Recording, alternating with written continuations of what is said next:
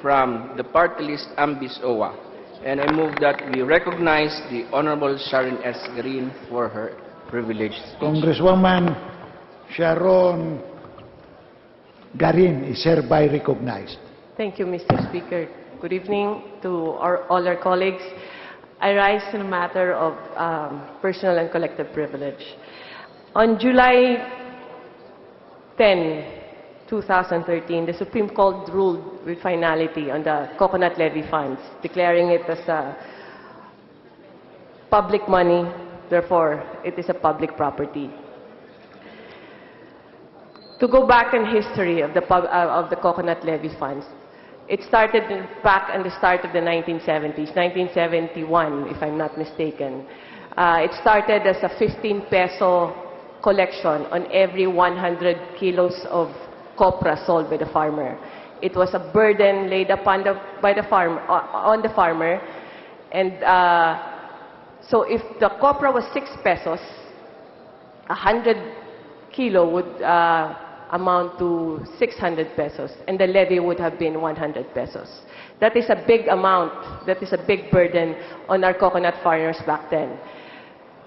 The levy started as 15 pesos, and it was increased to 100 pesos per 100 kilos.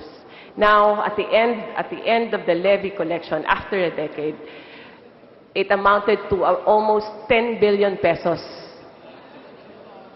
Now, it is estimated at about 150 to 200 billion pesos. It is quite complicated to elaborate on the history of the levy funds, but I will not dwell on who owns the levy, on the legality of the levy, but I would rather expound on a forward-looking view on how we spend the levy. Despite all the legal arguments, the complicated structure of the main industry players and agencies, decades of political changes, as well as a handful of precedents involved, I ask the members of this honorable Congress not to get distracted by all the noise and distractions of the coconut levy fund. Let us go back to the root and foundations of this issue. The coconut levy funds were collected from the coconut farmers. Not any other farmer, but the coconut farmers. The same farmers who paid the levy were made to believe that they were contributing to a common fund, a fund that will come back to them in the future. The same farmers, they truly believed that they were investing for the protection and development of the coconut industry and their livelihood. Today, it is not unusual to find 70-year-old or 80-year-old coconut farmers with a can full of coconut levy receipts waiting for the return of their coconut levy investments. So let us remember, before we discuss the levy, that this is what the farmers believed. This is why they contributed, because they believed that this was for their industry and for the coconut industry. Let us then keep in mind that the coconut levy funds is, as declared by the Supreme Court, is public funds, but it has a special purpose. It was collected under a special purpose. That is for the coconut farmers and the coconut industry. It is not for rice, corn, mango, or banana industry. It is for the coconut industry. It is not for all or any poor farmers in the Philippines, not any marginalized farmers. It is for the marginalized and poor coconut farmers in the Philippines. The coconut farmers did not contribute this fund to expand the conditional cash transfer, nor any disaster relief operations we have now. It is not for land distribution or any other novel anti-poverty and socially significant endeavors of the agencies in the executive. The coconut farmers contributed to this fund for their own personal gain, their livelihood, and the coconut industry. I therefore ask my colleagues in this Congress to let us all be vigilant in protecting the true purpose of the levy funds and not get lost and distracted because of the magnanimity of the amount involved, which is almost 200 billion pesos.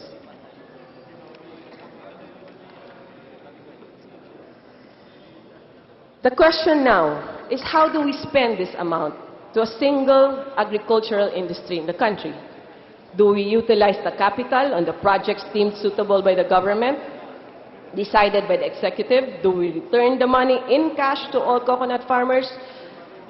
If so, how do we know which farmers are the true and valid contributors of the coconut levy funds? Do we further invest the funds and utilize the interest? If so, who will be the financial managers of this public fund of special nature? These are questions that may be decided upon by the executive and also by this body through legislation. So many political issues have to be settled on this matter. But the question is, how do we channel the funds to the coconut farmers? There are a lot of options on how we channel the funds. First, we can choose to pay back the money to the farmers. Give them cash, or give them one thing we can do is give them the social benefits that they have been asking for, which was eliminated during the past decade. They lost their coco-fed scholarships, their life insurance, which was a measly 5,000 pesos. They don't have any PhilHealth coverage. They don't have any retirement benefits because upon 60 years old, upon 70 years old, coconut farmers continue to climb up and harvest the nuts.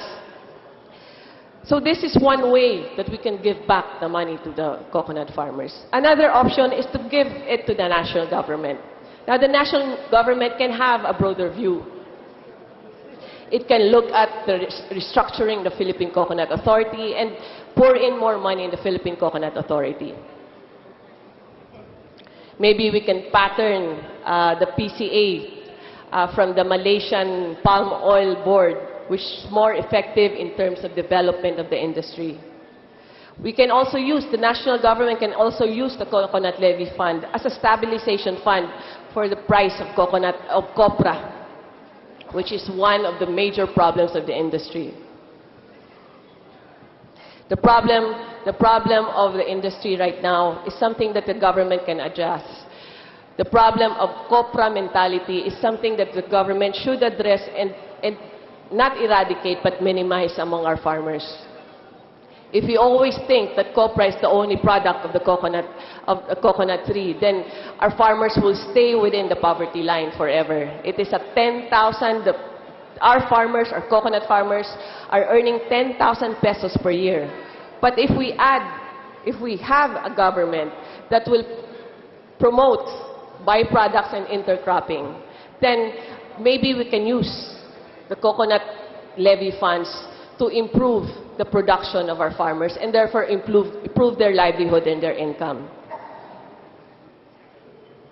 For example, if a coconut farmer earns only 10,000 pesos a year per hectare from copra, he can also produce simultaneously coconut sugar.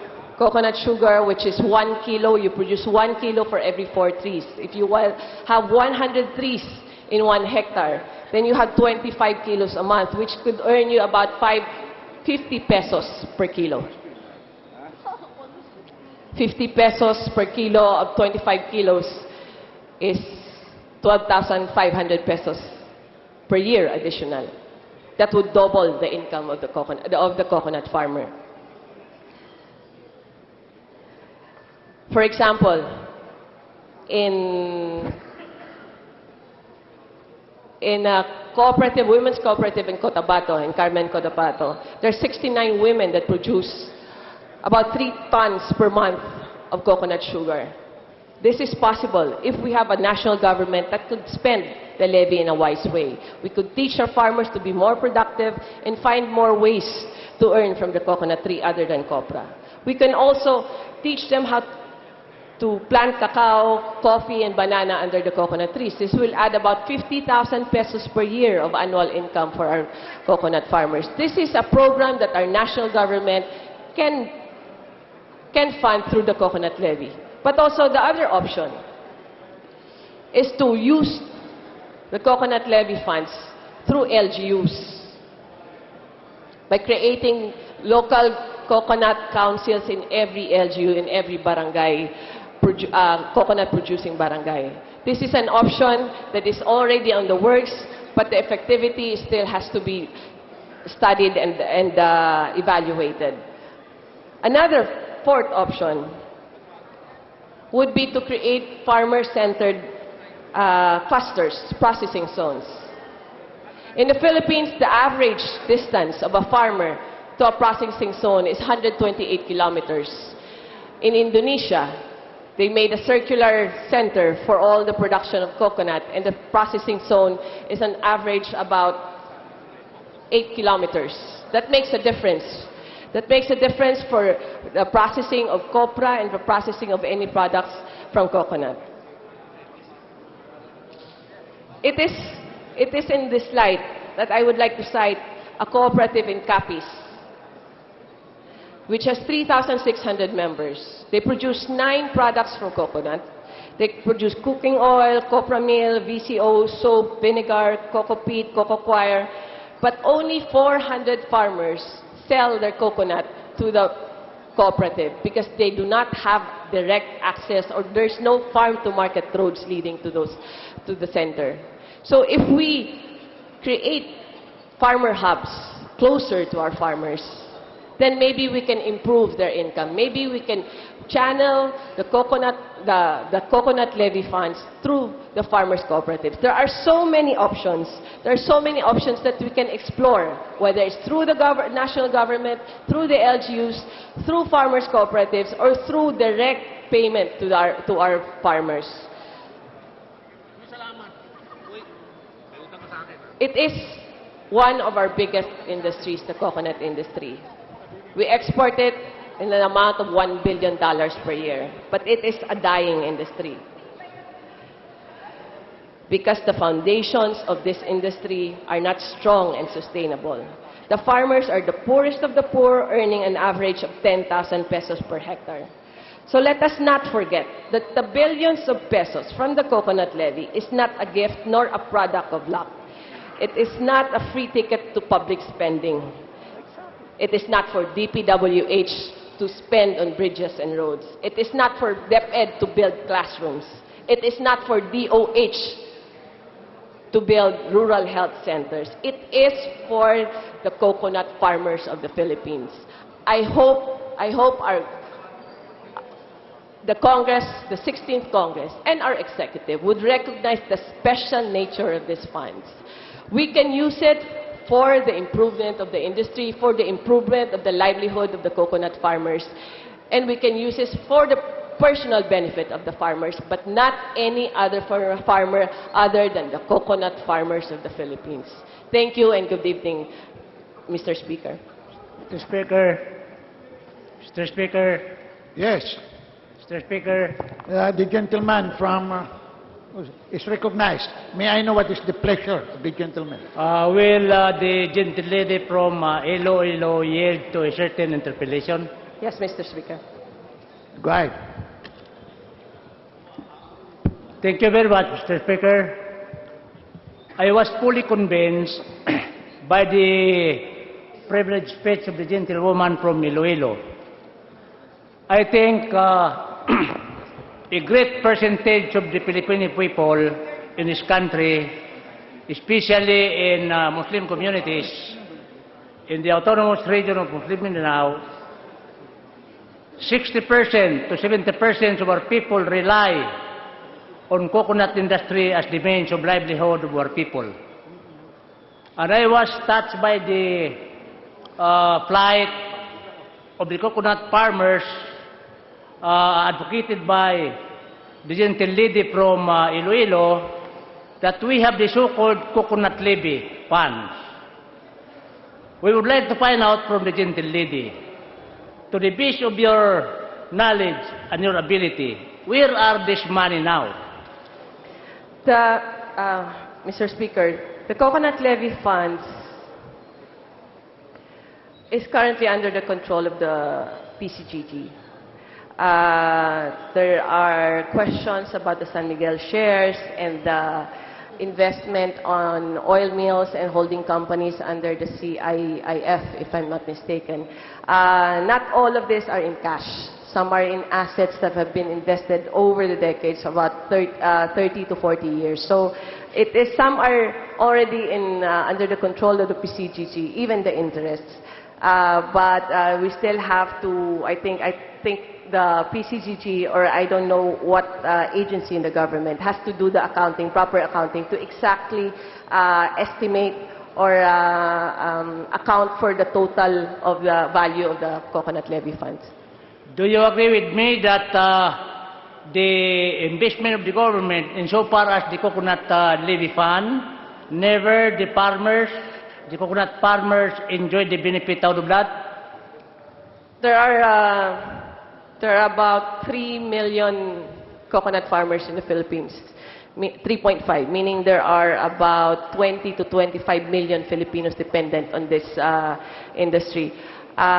As far as I know, during recent history, before they used to receive some life insurance, upon death they would receive 5,000 to 10,000 pesos. That was part of the levy they were using. There was also the Coco Fed scholarship, but that was stopped as well. There used to be some privileges to the coconut farmers, but now, today, the budget of all the agencies involved without the coconut levy is very limited, so it is very skeletal as to the service that the coconut farmers are receiving. So basically, there has been nothing recently. The reason why I raised this question, Mr. Speaker, is because to my best of my ability and my knowledge, the farmers in our province, the coconut farmers, never enjoy even a single centavo out of this coconut levy fund. That is why I'm happy that the gentle lady from Iloilo raised this question in this honorable body, so that members of the House of Representatives should really look into this and make sure that this money intended for coconut farmers should be really given to the supposed to be beneficiary of this coconut levy fund. Now, in my experience, in my second term in this House of Representatives, I already downloaded 3 million pesos out of my PDAP to coconut farmers in my province. Why? Because there is no single centavo appropriated from the national government out of the coconut levy fund to support coconut farmers in our area. That is why, Mr. Speaker, the privileged speech of the honorable, of the gentlewoman from Iloilo must be discussed by the Department of Agriculture and make sure that the coconut farmers in this country should really enjoy out of this coconut levy fund. Thank you. Mr. Speaker, if I might elaborate, the budget of the Philippine Coconut Authority, which is the head agency in the coconut industry, before was about 500 to 700 million, which was just enough to pay for the salaries of the employees of PCA. Now it has been steadily increasing under the leadership of our President and also Secretary Alcala. It is due to financial constraints of the PCA. That's why the projects were not expanded nor was improved, and also because we also have some basic problems in the industry, like research and development. We don't have enough funding for that, nor we have enough government support for that. We have the structure of the PCA, which we have correct, and also as to the price of the co-op is also a problem. So it is burdened by a lot of problems, and hopefully, I don't even personally believe that it is only the levy that can solve this. It is the proper administration of our government, of our policies to the industry, so that we can improve the industry. I don't know, Mr. Speaker, if my understanding is correct, no? There is the so-called Coconut Planters Bank. And I understand the bigger percentage of the money invested in this Coconut Planters Bank is the coconut levy funds. And I understand that this coconut levy fund is not being used by the government to support and subsidize the coconut farmers in our country. Am I correct, Your Honor? The UCPB, I think. UCPB is the one who's supposed to be in custody and who's supposed to be the financial managers of the big amount of the levy at that time. It is now under the levy is now under the control of PCG, but it was given to UCPB to handle the financial investment matters on the coconut levy. But then we also have to remember that UCPB is a commercial bank. It is not its main function is not for the coconut industry, despite the name. But yes, we have failed so far for the past 3 decades to directly give the benefits to our coconut farmers. Now that there is a clear ruling from the Supreme Court, I hope with the support of our executive and the support of this Congress, then we can properly give back what the coconut farmers have paid since the 1970s. Mr. Speaker, I fully support the advocacy of the gentle lady from Iloilo. That in my interpellation. Thank you. I am from Iloilo, but my representation is actually AAMBIS-Owa party list. Thank you. Yes. Mr. Speaker, I move that we recognize the gentleman from Pampanga, the Honorable Rimpi Bondok, for his interpellation. The Honorable Bondok is hereby recognized. Interpolate if the lady will allow the interpellation. Yes, Mr. Speaker. You will allow. Right. Go ahead. Thank you, Congressman Mr. Bondok. Speaker, Your Honor. Honorable colleague, I would just like to ask Mr. Speaker if I heard our colleague correctly in that her advocacy being that the funds generated from the surpluses from the coconut industry be used not for other investments outside the industry, but directly to the coconut industry, especially in support of the coconut farmers that produced this fund. Yes, I fully support that there should be a direct benefit to the coconut farmers, not a very complicated connecting the dots so that or any other agency can just dip in the coconut levy funds. My advocacy is for the coconut levy funds to be used to the industry. So maybe it could be farm to market roads on the farthest coconut farm in the province, but it should have a direct correlation to the industry and to the coconut farmers themselves. Mr. Speaker, Your Honor, I thank our colleague for her answer, and I would just like to manifest my complete support for her advocacy. As we know, comparison is the engine of knowledge, and there have been many studies on agricultural states far larger than our own, generating surpluses much greater than we have managed to. Robert Bates is an American economist whose defining works on the politics of agricultural policies in Africa have shown us the mistake wherein the use of monopsonies or central buying agencies, wherein there is one government agency tasked with buying the commodity produced by many farmers, leads to huge surpluses, as what happened in our coconut industry and likewise with our sugar industry. The problem develops when the huge surpluses are taken out of the industry and invested for political purposes to suit development in urban areas, or to seek answers for social distribution of wealth, or for unrest due to lack of employment, thus depriving the actual sector which produced these surpluses of the development it sorely needs to be competitive in international industries.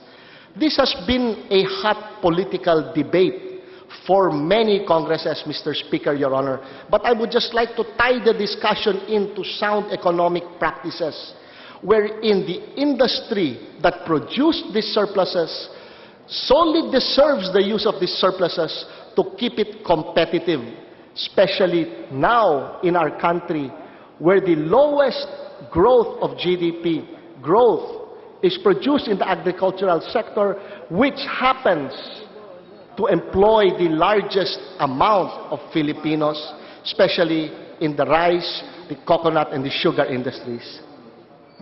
Thank you. Thank you to Congressman of the 4th District of Pampanga. It is indeed one of our biggest industries. Has the biggest potential. Even the President has mentioned it during the past three zonas, the potential of coconut water, the potential of coconut sugar. There is so much potential in this that we can make a difference in the grassroots community. We can make the poorest of the poor, not the poorest in terms of services of the government. So thank you to the Congressman of 4th District of Pampanga. Thank you, Mr. Speaker. Honor. Thank you, honorable colleague. Mr. Speaker, I move that Just a minute, there is another one. May I know what is the pleasure of the lady? Mr. Speaker, I'd like to thank the Congresswoman from the party list regarding her flight on regarding her flight. I just would like to ask if we have the list or the complete list of the original cocoa farmers who contributed to the cocoa levy fund. May I just interrupt Yes. the lady? Are you interpolating? Yes, Because we have Mr. to Speaker. ask the permission of the AAMBIS-Owa. Ano, She with will the- allow the interpolation. You are interpolating. Yes, Mr. Speaker. May I know if Congresswoman Sharon Garin will Not Janet, allow the yeah. interpolation? Yes, Your Honor. Yes, Mr. Speaker. Okay, now go ahead. You can Okay. interpolate now. If I might answer, the problem with the collection of coconut levy funds was it was an upward procedure. Once the coconut farmer would sell, then the levy he would already pay to the agent. But the agents, there were barangay level, municipal level, town agents, and then there was the wholesaler for the whole province. And once the millers or the processor would receive, then they would turn over the funds to PCA. And PCA would in turn give it to the processors, the receipts. And then pababa siya. Then going back to the provincial trader, the municipal trader, and then the barangay level, and then to the farmers. Since it was 15 peso or 15 cents at that time, it was more costly for the farmers to register. They had to register. Once the farmer received the receipts, they had to register it to PCA in the town. It was more expensive to travel to the town and register the receipts. Hence, there was already a problem with that system. And sometimes, most receipts got stuck in the agents, in the traders, or in the processors because there were lack of claimants of the receipts. Medyo bothersome sa coconut farmers. So there is a big problem as to identifying who are really the coconut farmers who paid. It is a very complicated situation, but we could be more forward-looking and look at the present inventory that we have through the PCA or through the LGUs or the provincial governments or the Department of Agriculture and see who are actually the registered coconut farmers at present. The reason why I asked that, Mr. Speaker, is so that we can really ask the true owners of the cocoa levy fund kung saan ba gusto nilang ilagay itong mga nakolekta na mga naging interest para sa at least kung alam natin kung anong gusto nila, they have the priority rather than we dictating to them kung ano ang dapat gawin sa kanilang levy funds. Yes, I think there are a few existing organized and registered coconut farmers organizations. There's CocoFed, there's small coconut farmers organizations in Mindanao and the Visayas and in the whole country. So it is possible to have a venue with them and consult them. I think they have been consistently consulted already, and I think the Department of Agriculture, the PCA, and all the other agencies involved are already aware. They are basically clamoring for the basic services that they have lost, which is the insurance, the Scholarship program. scholarships, and I think the health insurance as well. Okay, thank you, Mr. Speaker. Thank you, the gentle lady from the party list. Thank you, Mr. Speaker. Oh, Mr. Speaker. magsasalita ka na naman pa isa. O, Mr. sige. Mr. Speaker, with the permission of the gentleman, may I first be recognized, Mr. Speaker? Well, Just a few questions, Mr. Speaker. yes, If- just if a minute, Congressman The Paez. privilege hour has already expired. I move that we extend it for another 30 minutes, Mr. Speaker. All right, the privilege hour is hereby extended for 30 minutes. Ano ba, but she has sat down already. So maybe she will not answer anymore. So you, Mr. Speaker, I'm interested to find out from my distinguished colleague if she's interested to entertain some of my questions. well, I think that, the role is, if the I've been speaker told- sits down, she will no longer answer. So you can make your manifestation. Is the lady willing to answer? I've been told one more question, Mr. Speaker, Okay. due to time Now, she's constraints. willing to answer. Don't worry, Mr. Speaker, because this does not require so much time. Just a few concerns. Because I'm just excited about the privileged speech of my distinguished colleague. Because there's something to do with the benefits of the farmers. Mr. Speaker, Your Honor, you may mention something about 150 to 200 billion in the coco levy fund. Am I Yes, Mr. correct? Speaker. How much do you think that is with San Miguel Corporation and with UCPB? With on 2012, around 60 billion was already turned over to the PCGG.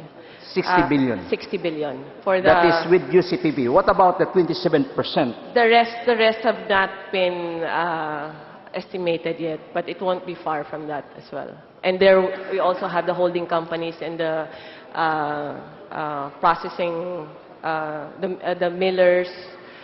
We still have a lot of assets under the coconut levy funds. Not only but the big bulk is of course the San Miguel shares.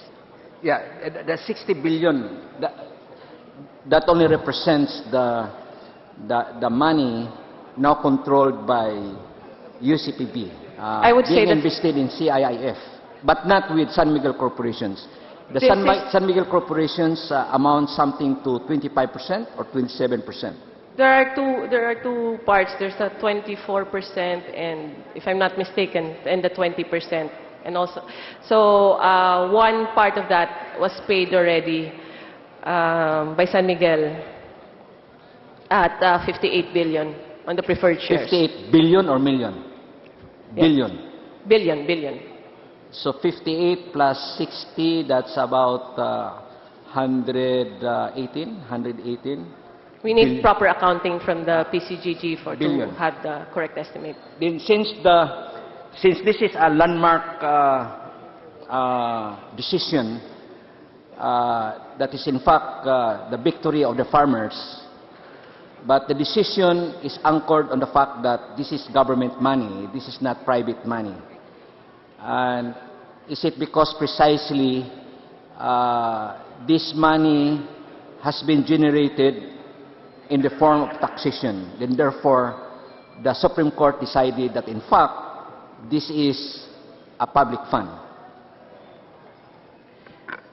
The ruling of the Supreme Court last month was final without, with even the stipulation that no more further pleadings to be entertained by the Supreme Court. It ruled that that it is public money, it's public funds, because this was collected under a presidential decree, under back in the 1970s. The purpose was to support the industry, develop the industry, and eventually was as a buffer to control the prices, the coconut stabilization fund, if I'm not mistaken. So the purpose was public and the collection was public. It is a public fund, basically. And therefore, which agency that that is responsible to control these funds? Is it Mr. Department of Agriculture? Is it PCGG? That is a question that can be decided by the President or the Congress. It is something, it is now under the control of the PCGG. The distribution or the spending, how we spend the coconut levy funds has not been decided yet. There is an executive committee that has been formed, and many agencies have been proposing on how to spend the coconut levy funds, but no official declaration has been issued yet, and I don't think anything has been final yet. Mr. Speaker, Your Honor, since this is a complicated matter, I think there should be strong intervention on the part of Congress, especially the House of Representatives, to really define what course of action so that these funds can be made use for the beneficiaries who are the farmers. Would you agree with me, Your Honor? Yes, Mr. Speaker, it is a complicated situation, and we can even decide if we use the capital or just the interest. There are many questions that has to be posed until we formulate a final draft of how we spend the coconut levy. But this is also an expertise that I would say beyond the expertise of Congress, because this would involve financial or investment policies that would require experts in this field and also the experts in agriculture. We can decide on which part of the levy and who will use the levy, which agency, but I think we need a congregation of experts on how we use a 150 billion fund. So you find it difficult, and you feel that it is not within the capability of Congress to define the use of the money. If that is so, if you just give this responsibility to the government, we may not be able to achieve the purpose for which this was generated by the government. Personally, I believe that we should establish a perpetual fund for the coconut levy funds. On how it will be allocated to the different projects, then a council can be created, maybe with members from different parts of the government. It is possible that we can implement this properly, but basically we have to establish a good foundation from Congress if we decide to intervene through legislation on how the management of the funds will be. Mr. Speaker, Your Honor, since we represent the people as members of Congress, in your case as a party list, you represent the coconut farmers. And I think it is incumbent upon us that we should strongly involve ourselves in defining the direction for the utilization of the money. So anchored on this belief, I think we should file a bill really to, once and for all, really to set up the parameter, the right framework, because otherwise, since we are talking about billions of pesos, there's a danger that this would end up with, we don't know if there's going to be another scam. So I would like to challenge my distinguished colleague to file a bill. Maybe that's the best course of action insofar as this representation is concerned. Thank you. I will do so, Mr. Speaker. With that, thank you very much, Mr. Speaker, Your Honor. Thank you. Majority Leader. Mr. Speaker, I move that we refer the speech of the Honorable Sharon S. Garin, together with the interpellations, to the Committee on Agriculture and Food. The speech of Congresswoman Garin and the interpellations thereof is hereby referred to the Committee on Agriculture. Okay.